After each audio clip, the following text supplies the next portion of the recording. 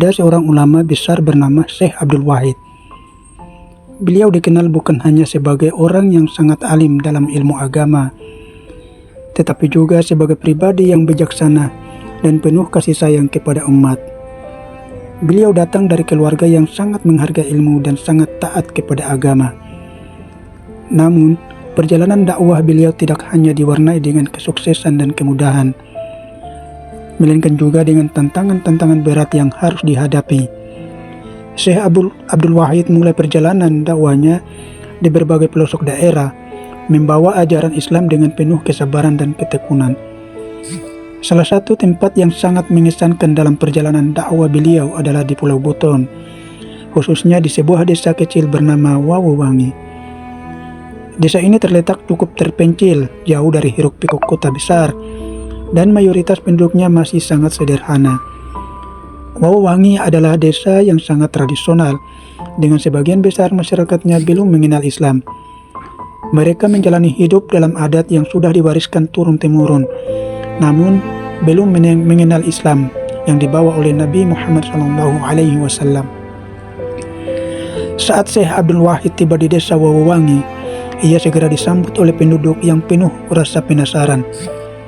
Mereka mendengar bahwa ada seorang ulama yang datang dari jauh untuk mengajarkan agama Islam kepada mereka.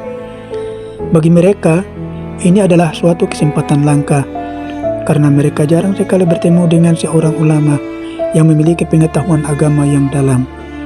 Syekh Abdul Wahid dengan senyumnya yang penuh kedamaian mulai menyapa mereka dan mulai menjelaskan dengan sabar tentang ajaran Islam. Beliau tidak hanya berbicara tentang teori, tetapi juga menunjukkan dengan tindakan bagaimana Islam seharusnya dijalani dalam kehidupan sehari-hari. Syekh Abdul Wahid mengajarkan umatnya untuk beriman kepada Allah yang Maha Esa, mengajarkan mereka tentang salat, zakat, puasa, dan haji. Beliau menjelaskan bahwa hidup ini harus dijalani dengan penuh kedamaian dan kasih sayang, sebagaimana ajaran Rasulullah. Masyarakat Wawowangi mulai mendengarkan dengan seksama, meskipun tidak semuanya langsung menerima ajaran beliau dengan sepenuh hati.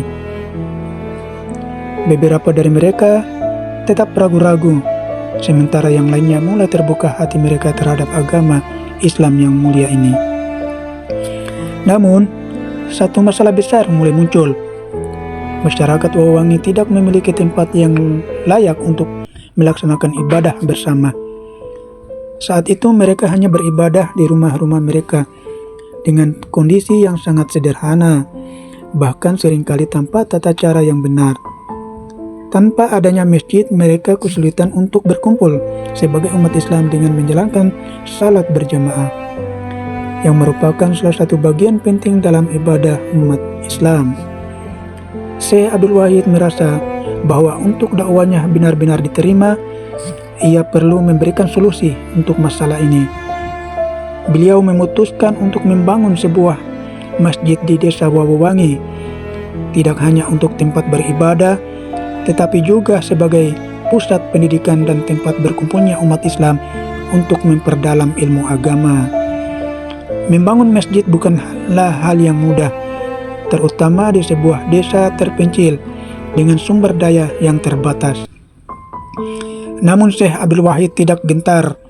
Ia memandang ini sebuah tugas mulia yang harus dilaksanakan untuk kemajuan umat. Proses pembangunan masjid dimulai. Syekh Abdul Wahid mengajak masyarakat untuk bekerja bersama-sama. Ia menjelaskan kepada mereka bahwa membangun masjid bukan hanya tentang membangun bangunan fisik, tetapi tentang membangun hubungan yang lebih erat antara sesama umat Islam.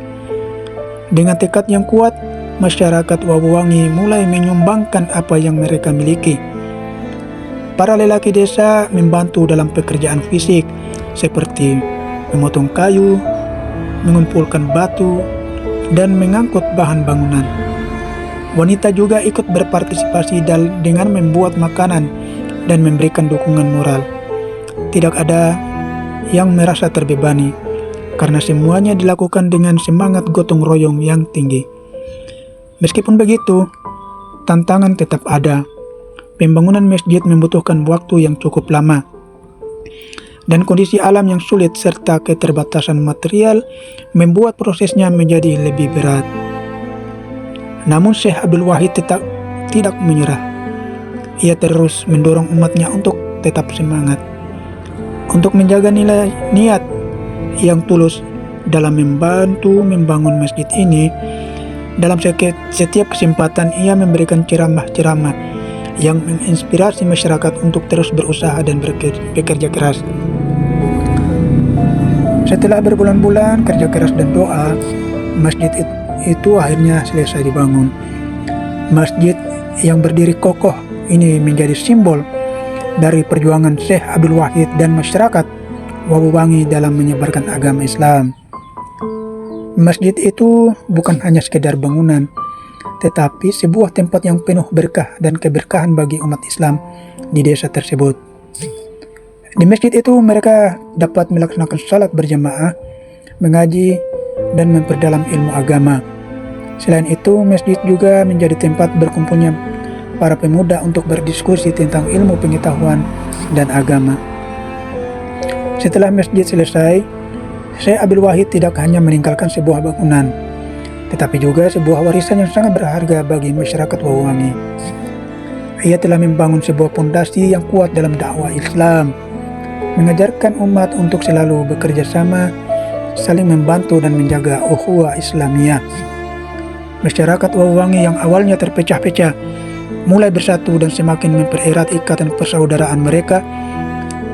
Masjid itu menjadi pusat kehidupan spiritual mereka, tempat di mana mereka bisa mendapatkan ilmu, bertemu saudara sesama muslim, dan menjalankan kewajiban agama dengan lebih baik. Syekh Abdul Wahid terus melanjutkan dakwanya di berbagai tempat lain. Namun Masjid Tua di Wabuwangi tetap menjadi salah satu pencapaian terbesar dalam perjalanan dakwanya.